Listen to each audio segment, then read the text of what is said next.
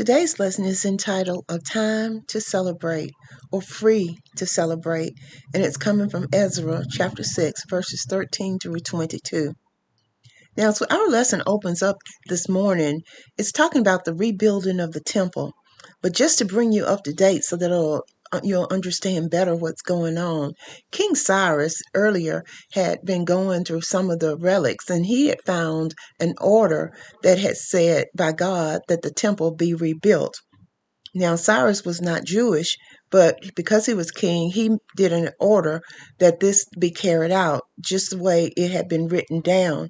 And it even told them that the money to rebuild that temple should come from the king's treasure and that they should help their Jewish brothers and sisters in this feat. And he also said that anything that they needed, it was to be provided to them from the treasurer of Persia.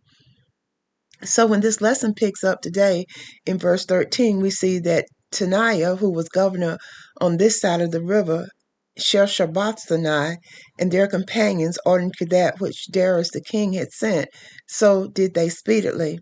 And the elders of the Jews built, and they prospered through the prophesying of Haggai the prophet and Zechariah the son of Edu. And they built and finished it according to the commandments of God of Israel, and according to the commandments of Cyrus and Darius and Artaxerxes, king of Persia.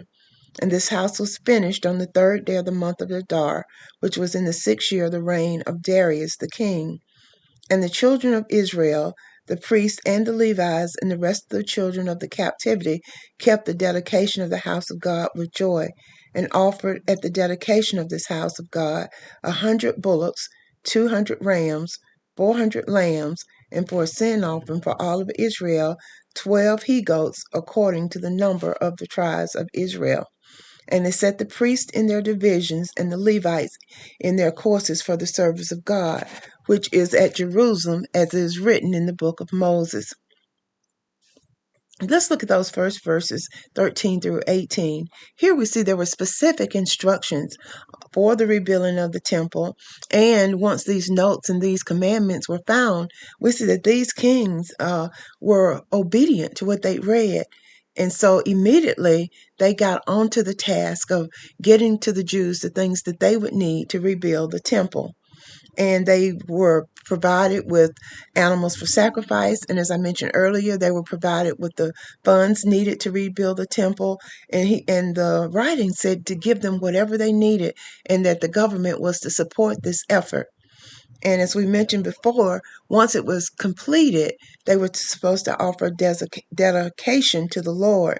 So we see that the house was finished on the 3rd day of the month of Adar, which was the 6th year of the reign of Darius the king. And the Israelites and the priests all were in obedience to celebrating, because we all know what it's like to work hard on something and to see it come to pass, and to get help from unexpected places, or to get expenses paid from unexpected places. But we see this is what happened to the Jewish people as they were set out to rebuild the temple. And then they were so eager. Once it was completed, they offered a dedication to the house of God. And even though they had been in captivity, they didn't always have what it would take to make that offering. But we see here, because of the move of God, they had more than enough to offer sin offerings and all kinds of things they offered on behalf of Israel. And they're breaking away from what God had called them to do. And we see that they set the priests in their divisions and the Levites in their courses for the services of God, which is at Jerusalem, as is written in the book of Moses.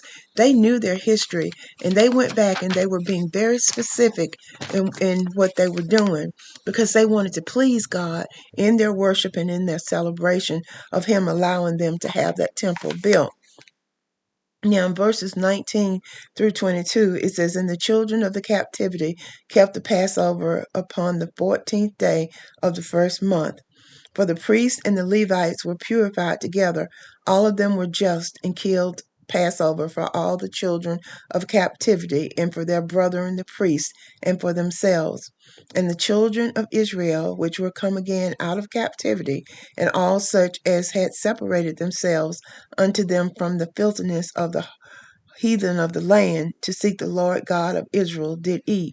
and kept the feast of unleavened bread 7 days with joy. For the Lord had made them joyful and turned the heart of the king of Assyria unto them, to strengthen their hands in the work of the house of God, the God of Israel. Now, this shows you that the people were more than willing to ask the Lord for forgiveness and to do what he was calling them to do. And even the priests, they purified themselves along with the people. And even the children that had been in captivity had all come back together so that they could do what the Lord had been calling them to do. Here we also see that they started reinstituting the feast and stuff that they had ceased to keep. Now, that's like a lot of times when we or anybody else know better, but we don't do better. Sometimes there's an awakening. And especially when we see a move of God where he's calling others who are not necessarily believers to join in with you and help you get accomplished what the Lord has clearly already promised. And it also touched their hearts into being obedient and realizing that they made some terrible mistakes. Now, throughout history, we see that the Lord often punished the Israelites when they strayed away by allowing them to be brought into captivity. But each time, because of his love and his goodness, he allowed them to come back together. So we see that when we do what we're commanded to do, then we see that there's a reason and a season for rejoicing.